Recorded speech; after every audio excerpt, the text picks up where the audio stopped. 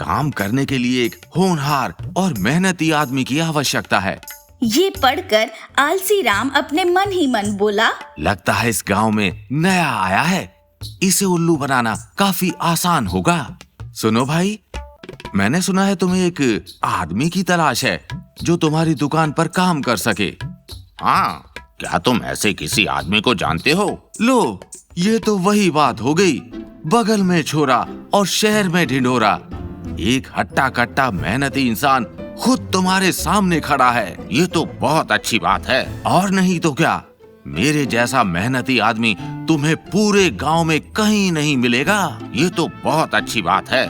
मुझे तुम्हारे जैसा ही कोई मेहनती आदमी चाहिए जो मेरी दुकान पर काम कर सके। और बस इसी तरह आलसी राम को एक नई नौकरी मिल गई।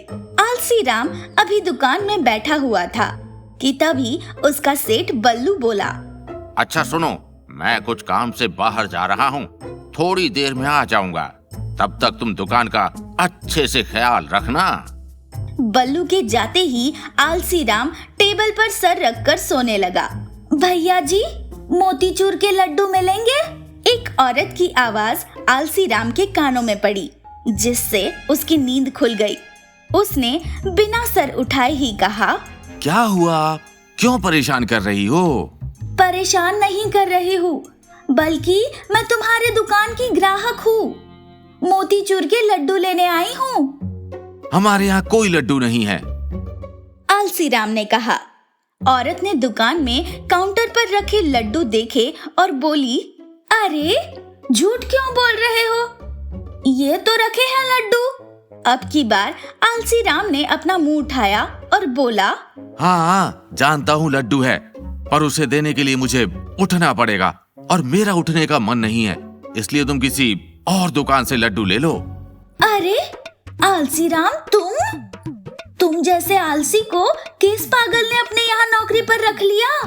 आलसी राम और औरत के बीच की सारी बातें बल्लू ने खड़े खड़े सुन ली।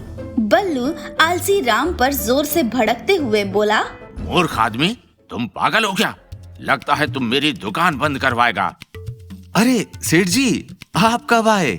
सेठ जी के बच्चे, तुझे मैंने अपनी दुकान में सोने के लिए रखा है या काम करने के लिए? दुकान में आप भी तो हैं, आप भी तो काम कर सकते हैं। इतनी छोटी सी दुकान में दो दो लोग के काम करने की क्या आवश्यकता है? बल्लू को बहुत तेज गुस्सा आया और वो बोला, इसी वक्त तुम मेरी दुकान से निकल जा। मैं तेरे जैसे आलसी आदमी को एक सेकंड भी अपनी दुकान में खड़ा नहीं रखना चाहता।